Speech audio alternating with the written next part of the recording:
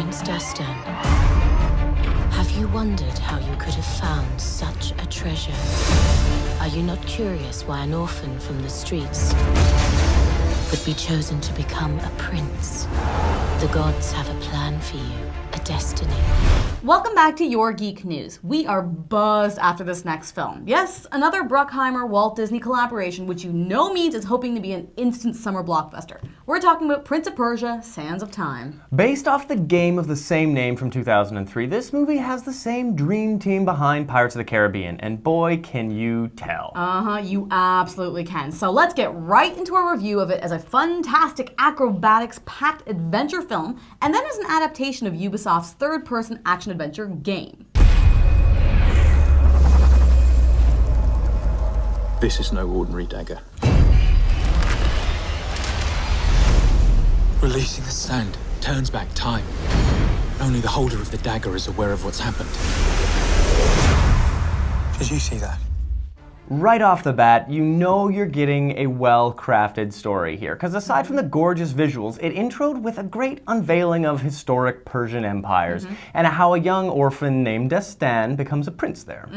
It was to the point. You knew he was the protagonist because of his courage and having the heart of a king, despite being born to plebeians like us. And it was great to see those sort of acrobatic tendencies come across in a young Dastan. And then all grown up, I loved seeing Dastan remain rough around the edges, and it was hilarious that he even had his own cavalry of street rats. Definitely, but once the plot got going, it did bother me how rushed the instant vilification of Dastan was after the king's sudden wardrobe malfunction. Yeah, I guess, but they had to get the plot moving so he and the princess could get on with their epic journey. I didn't think it was too awkwardly rushed in my opinion. Overall, it did have a real sense of adventure and legend and mystery and all those things that make Pirates of the Caribbean cool.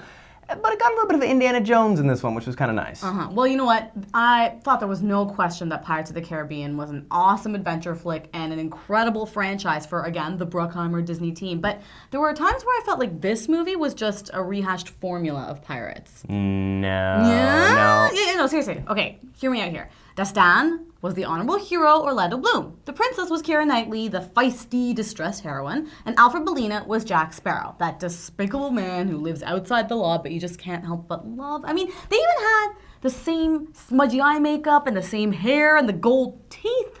Okay, you're right. The Molina makeup was pretty similar to Depp's in a strange way, right down to those teeth, but you're on your own with the rest of it. Even the Hassan fill the role of the zombie pirates. Yeah.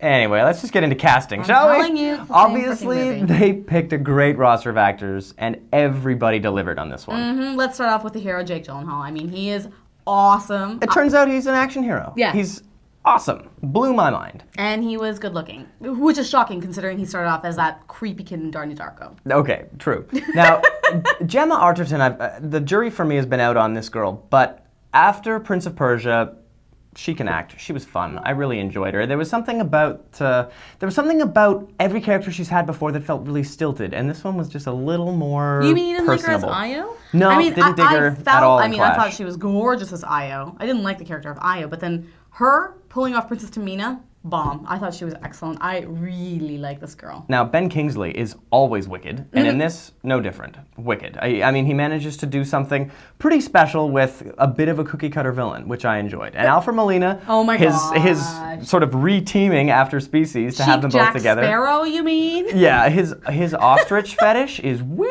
That was very, very strange. Yeah, and when then he has like the most hilarious one-liners, like, "You Persian bureaucrats, such soft hands." Now, visually, the movie was gorgeous. Yeah. The location and sets were breathtaking, and they even incorporated some shots and sequences that looked like they came right out of the games. Speaking of breathtaking, that intro to the Hassan was insane.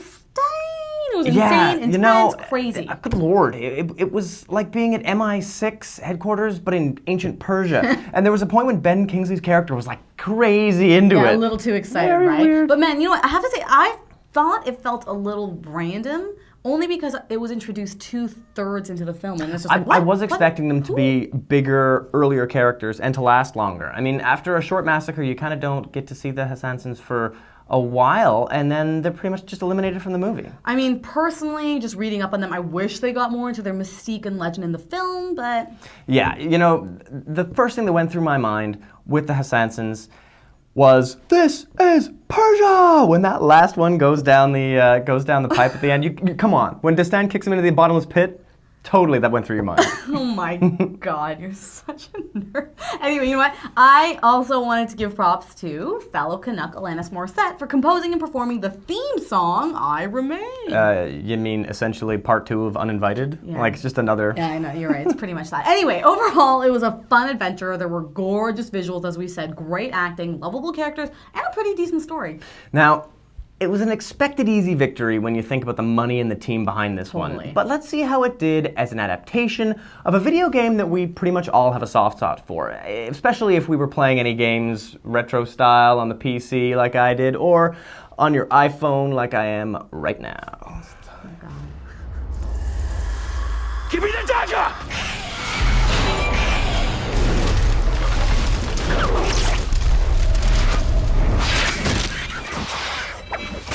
How did you do that?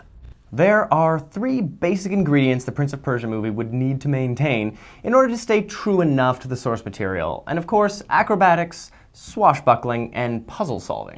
Now, after seeing the movie, it's obvious they covered all those bases. Now, the acrobatics was one of my favorite parts of the film. Hiring a professional parkour artist to help choreograph the rooftop chases was a brilliant choice. Definitely. Wasn't it? I mean, it was great. And I found those scenes to be pretty much the most thrilling parts of the movie. Yeah. Just like holding your breath the whole time. Now, as a fencing geek, I'd love to know what you thought of the swashbuckling. Right. You know what? It didn't look like anyone really knew how to kill somebody with a sword, but it sure looked cool. The scimitar fights looked fun. They were very well choreographed. They looked great. And you know what? Those alternative weapons the Hassanson pulled out, I thought were pretty awesome. But what I really enjoyed, and this is something I love about the game too, are the puzzles and how that did actually get translated to the film. Now, we didn't get too many of them in the movie, but within the first 15 minutes, we see Pris Dastan problem solve how he's going to weaken the Alamut soldiers before the Persian troops make it into the gate.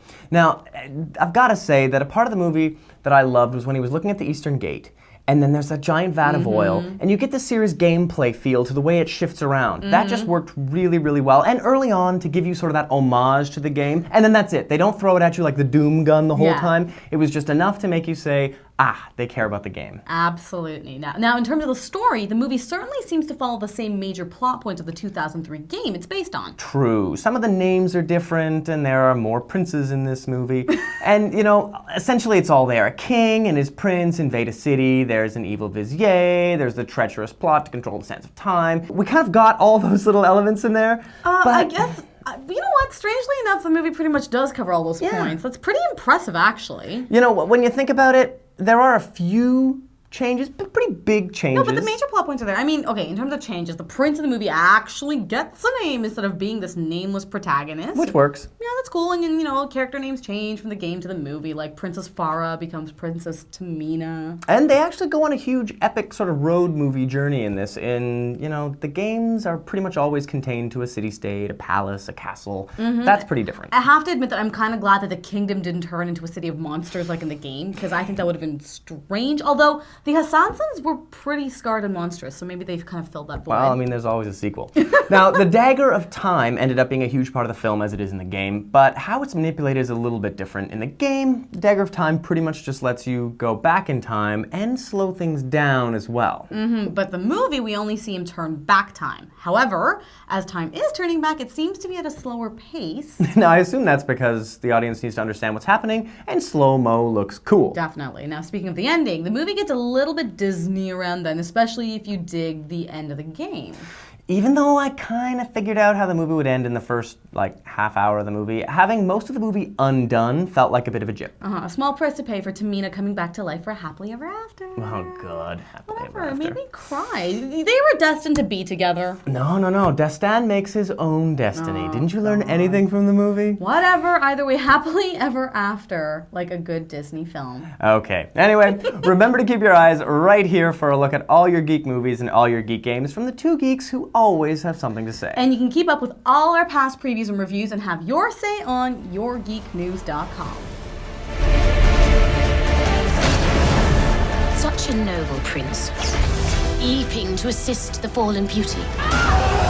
Who said you were a beauty? There must be a reason why you can't take your eyes off me. You're... I...